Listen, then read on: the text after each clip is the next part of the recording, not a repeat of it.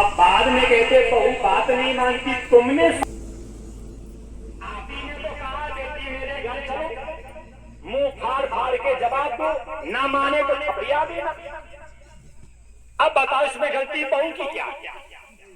वसुदेव जी मन में सोच रहे हैं आगे बढ़ूं तो डूब जाऊंगा, आगे बढ़ूं तो डूब जाऊंगा। यमुना जी ने मन में सोचा, यमुना जी ने मन में सोचा ये मेरे ससुर हैं, कभी भी बहू को ससुर के मुख तक नहीं जाना चाहिए। भगवान ने पैर नीचे किया है, यमुना जी ने पैर को धो लिया है, यमुना जी समतल हो गई है, वसुदेव जी आगे गए हैं, यशोदा जी लेटी हुई है और पीछे योग माया लेती है। वसुदेव जी के मन में आया मैं कैसा पिता हूं कि अपने पुत्र की रक्षा के लिए और पराई बेटी मरवाने जा रहा हूं। मैं कैसा पिता हूं कि अपने पुत्र की रक्षा के लिए और पराई बेटी मरवाने जा रहा हूं। ये विचार कब तक? जब तक सिर पे ईश्वर रहा था, जब तक सिर पे ईश्वर रहा था। जैसे पुत्र को लिटाया, उसी पात्र में कन्या लिटाई, पुत्र को नीचे लिटाया, कन्या को सिर पे रखा, वापस आए, बेड़ियां हथकड़ियां कड़ियां पड़ गई, ताले लग गए, पहरेदार जग गए। देखो जब ईश्वर को सिर पे रखा तब बंधन कटे, और जब माया को सिर पे रखा तब बंधन बंधे। कन्या उसी समय कहां कहां कहां करके रोने लगी, और जैसे कन्या कहां कहां करके रोने लगी, सेवक बात करके कंस के पास गए। महाराज बोले हाँ आ गया। कौन? बोले तेरा काल। आ गया कौन? बोले तेरा काल। कंस तलवार लेकर के बढ़ा, उसी समय एक सेवक ने कहा महाराज, बोले हाँ लाल नहीं, बोले फिर? बोले लाली आई।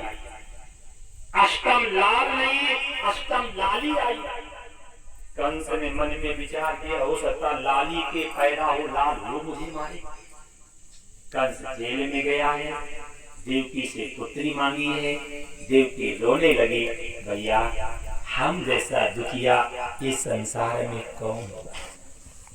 हम जैसा दुखिया इस संसार में कौन होगा?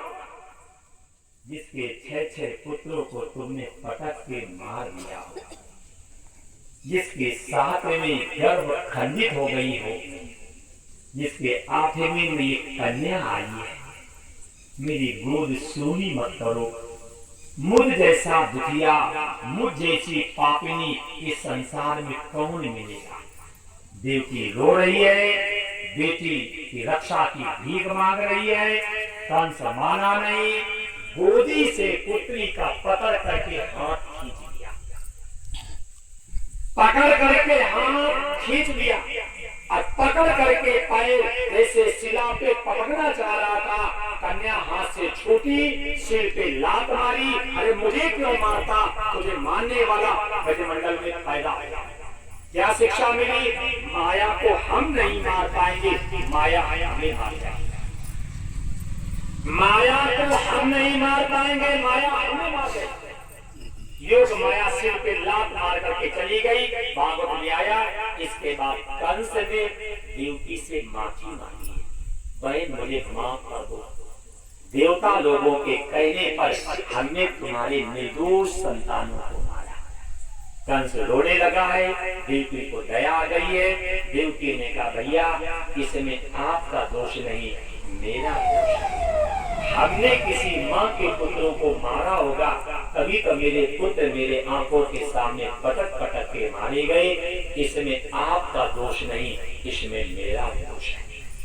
देवकी ने कंस को माफ कर दिया है, कंस ने माफी मांगी है, बाहर आया, फिर वही विचार। जेल के अंदर कंस के विचार शुद्ध थे। क्यों? जेल में ईश्वर आया था इसलिए। और जैसे जेल से बाहर आया, उसके फिर वही विचार।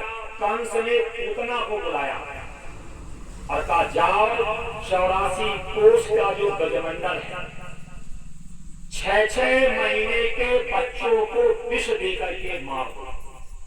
संत लोग कहते हैं कि पूतना इतनी बड़ी थी, जब गिरी थी तो कानपुर में कान गिरे थे, हाथरस में उसके हाथ गिरे थे और अलीगढ़ में उसके बाल गिरे थे।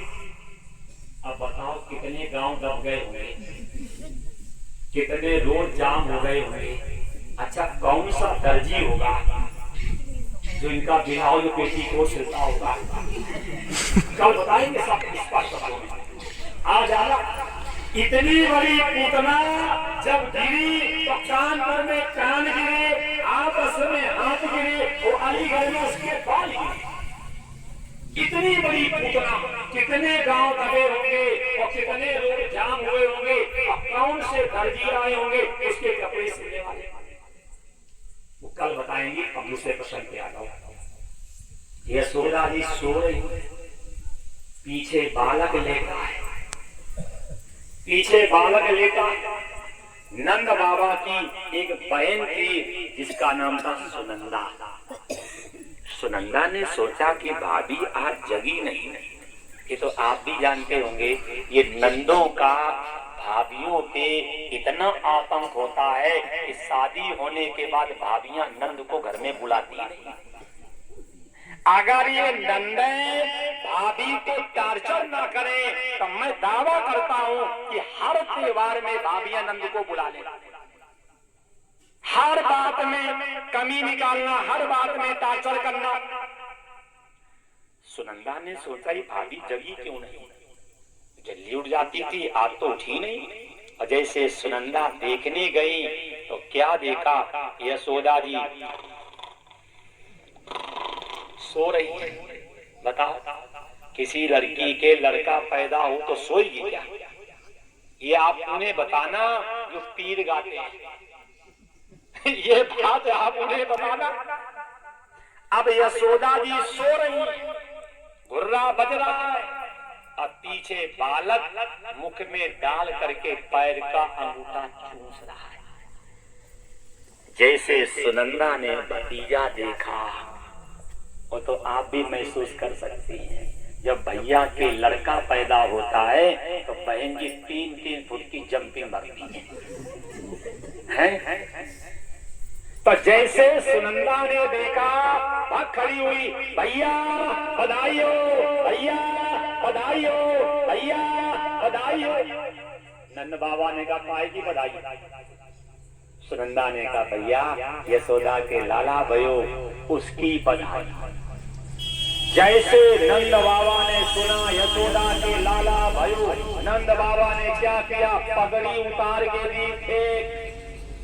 और जो डंडा लेकर के आते थे कमर पे हाथ लगा करके डंडा फेंक दिया, कमर से हाथ उठा लिया और दोनों हाथ ऊपर करके नंद बाबा भाग खड़े हुए। कहां? यमुना जी के तट